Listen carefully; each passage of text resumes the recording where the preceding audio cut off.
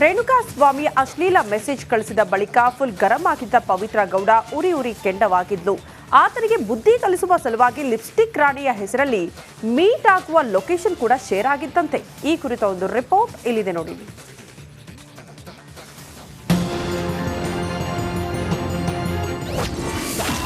ರೇಣುಕಾಸ್ವಾಮಿಗೆ ಬುದ್ಧಿ ಕಲಿಸಲು ಪವನ್ ಪ್ಲಾನ್.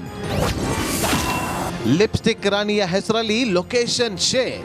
ರೇಣುಕಾಸ್ವಾಮಿಯಿಂದ ಅಶ್ಲೀಲ ಮೆಸೇಜ್ ನೋಡಿದ ಬಳಿಕ ಸಿಡಿಮಿಡಿಯಾದ ಪವಿತ್ರ ಗೌಡಳನ್ನ ಸಮಾಧಾನ ಪಡಿಸಲು ಆಕೆಯ ಟೀಮ್ ಯತ್ನಿಸಿತ್ತು. ಇದಕ್ಕೆ ಪ್ಲಾನ್ ಮಾಡಿದ್ದ ಪವಿತ್ರ ಆಪ್ತ ಪವನ್ ಆಕೆಯ ಹೆಸರಲ್ಲಿ ರೇಣುಕಾಗೆ ಲೊಕೇಶನ್ ಶೇರ್ ಮಾಡಲಾಗಿತ್ತು. ಪವಿತ್ರ ಗೌಡ ಹೆಸರಲ್ಲಿ ರೇಣುಕಾಸ್ವಾಮಿಗೆ ಪವನ್ ಲೊಕೇಶನ್ ಶೇರ್ ಮಾಡಿದ್ದ.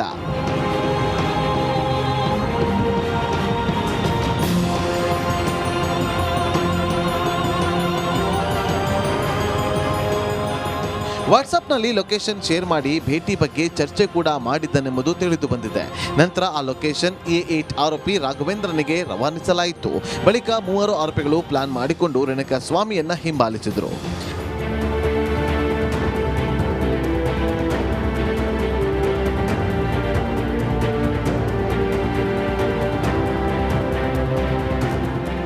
ರಾಘವೇಂದ್ರ, ಜಗದೀಶ್ ಹಾಗೂ ಅನುಕುಮಾರ್ ರೇಣುಕಾಸ್ವಾಮಿಯನ್ನ ಫಾಲೋ ಮಾಡಿದ್ರು. ಬಳಿಕ ಬಾಲಾಜಿ ಬಾರ್ ಬಳಿ ಕಿಡ್ನಾಪ್ ಮಾಡಿ ಆಟೋದಲ್ಲಿ ಕರೆದುಕೊಂಡು ಬಂದಿದ್ರು. ನಂತರ ಇಟಿಯೋಸ್ ಕಾರ್ನಲ್ಲಿ ಬೆಂಗಳೂರಿಗೆ ಕರೆತಂದಿದ್ರು. A8 ಆರೋಪಿ ರವಿಶಂಕರ್ ಕಾರಲ್ಲಿ ಕಿಡ್ನಾಪ್ ಮಾಡಿ ಎಸ್ಕೇಪ್ ಆಗಿದ್ರು. ಅಲ್ಲಿಂದ ಬೆಂಗಳೂರಿಗೆ ಕರೆತಂದು ಶೆಡ್ನಲ್ಲಿ ಲಾಕ್ ಮಾಡಿದ್ರು. ಇದೀಗ ಲೊಕೇಶನ್ ಶೇರ್ ಮಾಡಿದ ಮಾಹಿತಿಯನ್ನ ಹಿಡಿದು ಪೊಲೀಸರು ತನಿಖೆ ಮುಂದುವರೆಸಿದ್ದಾರೆ. ನಾಗರಾಜ್, ರಿಪಬ್ಲಿಕ್ ಕನ್ನಡ, ಬೆಂಗಳೂರು.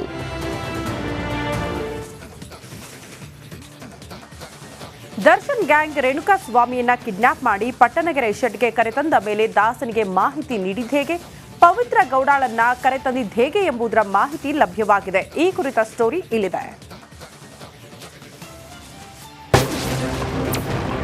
ಪಾರ್ಟಿ ಮಾಡ್ತಾ ಇದ್ದ ಕಾಟೇರ ಹೋಗಿದ್ದೆಲ್ಲಿಗೆ? ಲಿಪ್ಸ್ಟಿಕ್ ರಾಣಿಯನ್ನ ಕರೆ ತಂದಿದ್ದೆ ದರ್ಶನ್. ರೇಣುಕಾಸ್ವಾಮಿಯನ್ನ ಬೆಂಗಳೂರಿಗೆ ಕರೆತಂದಿದ್ದ ದರ್ಶನ್ ಗ್ಯಾಂಗ್ ಪಟ್ಟಣಗೆರೆಯಲ್ಲಿರುವ ಶೆಡ್ ಒಂದರಲ್ಲಿ ಲಾಕ್ ಮಾಡಿತ್ತು. ಈ ಬಗ್ಗೆ ಕಾಟೇರನಿಗೆ ಆರೋಪಿಗಳಾದ ಪವನ್ ಹಾಗೂ ವಿನಯ್ ಮಾಹಿತಿ ನೀಡಿದ್ರು. ಸ್ಟೋನಿ ಬ್ರೂಕ್ನಲ್ಲಿ ಪಾರ್ಟಿ ಮಾಡ್ತಾ ಇದ್ದ ದಾಸನಿಗೆ ಈ ಆರೋಪಿಗಳಿಬ್ಬರು ಬಾಸ್ ರೇಣುಕಾಸ್ವಾಮಿಯನ್ನ ಕರೆತಂದಿದ್ದೀವಿ ಅಂತ ಹೇಳಿದ್ರು. ಸ್ಟೋನಿ ಬ್ರೂಕ್ ರೆಸ್ಟೋರೆಂಟ್ಗೆ ಹೋಗಿ ದರ್ಶನ್ಗೆ ಕಿಡ್ನಾಪ್ ವಿಚಾರವನ್ನ ಮುಟ್ಟಿಸಿದ್ರು. ಈ ಸುದ್ದಿ ಕೇಳ್ತಾ ಇದ್ದಂತೆ ದಾಸ ಏಕಾಏಕಿ ಪವಿತ್ರ ಗೌಡ ನಿವಾಸಕ್ಕೆ ದೌಡಾಯಿಸಿದ್ರು. ಕಾಟೇರನ ಜೊತೆ ವಿನಯ್ ಹಾಗೂ ಪ್ರದೋಷ್ ಕೂಡ ಲಿಪ್ಸ್ಟಿಕ್ ರಾಣಿ ನಿವಾಸಕ್ಕೆ ಹೋಗಿದ್ರು. ಅಲ್ಲಿ ಪವಿತ್ರಾಗೆ ರೇಣುಕಾಸ್ವಾಮಿಯನ್ನ ಚಿತ್ರದುರ್ಗದಿಂದ ಬೆಂಗಳೂರಿಗೆ ಕರೆತಂದ ಬಗ್ಗೆ ದಾಸ ಹೇಳಿದ್ದಾರೆ.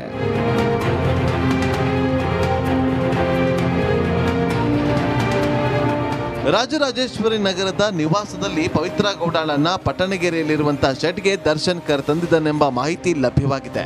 ಮನೆಯಲ್ಲಿದ್ದ ಪವಿತ್ರ ಗೌಡಳನ್ನ ಜೊತೆಯಲ್ಲೇ ಕರೆತಂದಿದ್ದು ಕಪ್ಪು ಬಣ್ಣದ ಸ್ಕಾರ್ಪಿಯೋ ಕಾರಲ್ಲಿ ದರ್ಶನ್ ಕರೆತಂದಿದ್ದನೆಂಬುದು ಗೊತ್ತಾಗಿದೆ. ಹೀಗಾಗಿ ಈ ಕೇಸ್ನಲ್ಲಿ ಖುದ್ದು ದರ್ಶನ್ A1 ಆರೋಪಿಯಾಗುವ ಎಲ್ಲ ಸಾಧ್ಯತೆಗಳು ಕಂಡು ಬರ್ತಾ ಇದೆ. ನಾಗರಾಜ್, ರಿಪಬ್ಲಿಕ್ ಕನ್ನಡ, ಬೆಂಗಳೂರು.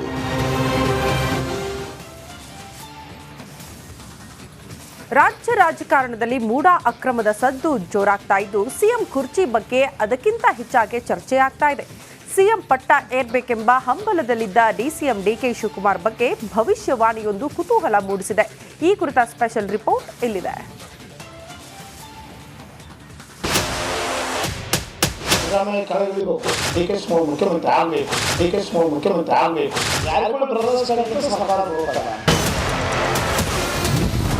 ಮುಖ್ಯಮಂತ್ರಿ ಆಗ್ತಾರಾ ಡಿಕೆ ಶಿವಕುಮಾರ್? ಅರ್ಚಕರೊಬ್ಬರಿಂದ ಅಚ್ಚರಿಯ ಭವಿಷ್ಯವಾಣಿ.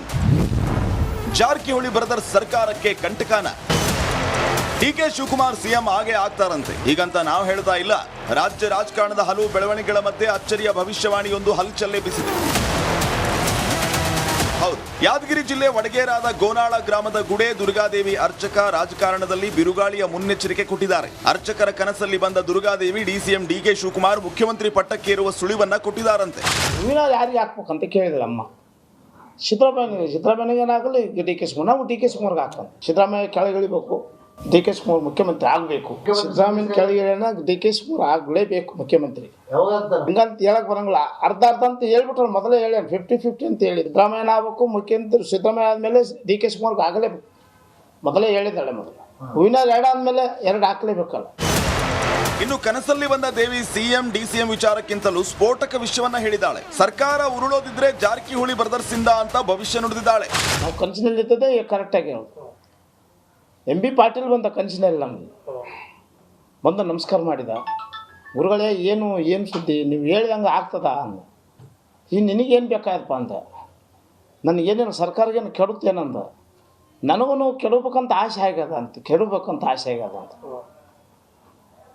ಸರ್ಕಾರ ಕೆಡುತ್ತೀನಿ ಅಂತಂದೆ. ಅಂದಮೇಲೆ ಅವ್ರೇನಂದ್ರು, ನೀವು ಹೇಳೋದು ಕರೆಕ್ಟ್ ಆಯ್ತು ಅಂದೆ. ಹೆಂಗಪ್ಪ ಅಂದೆ. ಜಾರಕಿಹೊಳಿ ಬ್ರದರ್ಸ್ ಕಡೆಯಿಂದ ಸರ್ಕಾರ ಬೀಳ್ತದ ಅಂತ ಹೇಳಿ.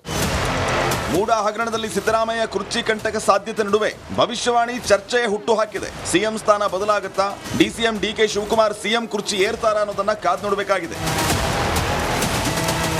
ನಾಗರಾಜ್ ಮಗದುಮ್ಮ, ರಿಪಬ್ಲಿಕ್ ಕನ್ನಡ, ಯಾದಗಿರಿ.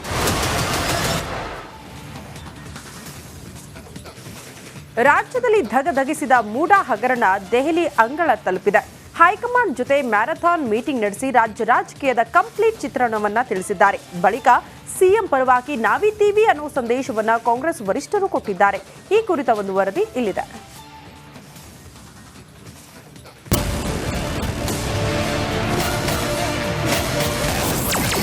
ಸಿದ್ದರಾಮಯ್ಯ ಬೆನ್ನಿಗೆ ನಿಂತ ಹೈಕಮಾಂಡ್, ರಾಜ್ಯಪಾಲರ ವಿರುದ್ಧ ಗುಡುಗಿದ ಕೈಕಲೆಗಳು. ಮೂಡ ಹಗರಣದ ಸಂಬಂಧ ರಾಜ್ಯಪಾಲರ ನಡೆ ವಿರುದ್ಧ ಈಗಾಗಲೇ ರಾಜ್ಯಾದ್ಯಂತ ಧಗೆಧಗಿಸ್ತಾ ಇದೆ. ಗವರ್ನರ್ ವಿರುದ್ಧ ಆಕ್ರೋಶಗೊಂಡು ವಾಗ್ಯುದ್ಧವನ್ನ ನಡೆಸಲಾಗ್ತಾ ಇದೆ. ಈ ಮಧ್ಯೆ ದೆಹಲಿಗೆ ಹಾರಿರುವಂತಹ ರಾಜ್ಯ ಕಾಂಗ್ರೆಸ್ ನಾಯಕರು ಹಗರಣದ ಕುರಿತು ರಾಜ್ಯಪಾಲರು ಕೈಗೊಂಡ ನಿರ್ಧಾರದ ಬಗ್ಗೆ ವರಿಷ್ಠರಿಗೆ ಮಾಹಿತಿ ನೀಡಿದ್ದಾರೆ. ಸಭೆಯಲ್ಲಿ ಸಿಎಂಗೆ ಧೈರ್ಯ ತುಂಬಿದ್ದು ಮ್ಯಾರಥಾನ್ ಸಭೆ ನಡೆಸಿ ಮುಂದಿನ ಕ್ರಮಗಳ ಬಗ್ಗೆ ಚರ್ಚಿಸಲಾಗಿದೆ. ಸಭೆ ಮುಗಿದ ಬಳಿಕ ಮಾತನಾಡಿದ ರಾಜ್ಯ ಕಾಂಗ್ರೆಸ್ ಉಸ್ತುವಾರಿ ರಣದೀಪ್ ಸುರ್ಜೇವಾಲಾ ರಾಜ್ಯಪಾಲರ ವಿರುದ್ಧ ಗುಡುಗಿದ್ದಾರೆ. ಕೇಂದ್ರ ಸರ್ಕಾರದ ಕೈಗೊಂಬೆಯಂತೆ ವರ್ತಿಸಿದ್ದಾರೆ. ಏಕಪಕ್ಷೀಯವಾಗಿ ಅವರು ನಿರ್ಧಾರ ಕೈಗೊಂಡಿದ್ದಾರೆ. ನಾವೆಂದಿಗೂ ಸಿಎಂ ಪರ ಇರ್ತೇವೆ ಎಂದಿದ್ದಾರೆ. This is really an attack on people of Karnataka by the Union Narendra Modi government, drunk with power and using the puppet governor to destabilize an elected government. This is also an assault on a backward class chief minister who is now the senior most chief minister in the country. This is not an attack personally on him, but this is revenge seeking by the BJP and Janata Dal against people of Karnataka. We stand in unison, we stand as one, and we stand with our chief minister in this fight. ಇನ್ನು ಇದೇ ವೇಳೆ ಮಾತನಾಡಿದ ಡಿಕೆಶಿ, ನಮ್ಮ ಸರ್ಕಾರವನ್ನ ಅಭದ್ರಗೊಳಿಸಲು ಯತ್ನಿಸುತ್ತಿರುವ ಮೈತ್ರಿ ನಾಯಕರ ವಿರುದ್ಧ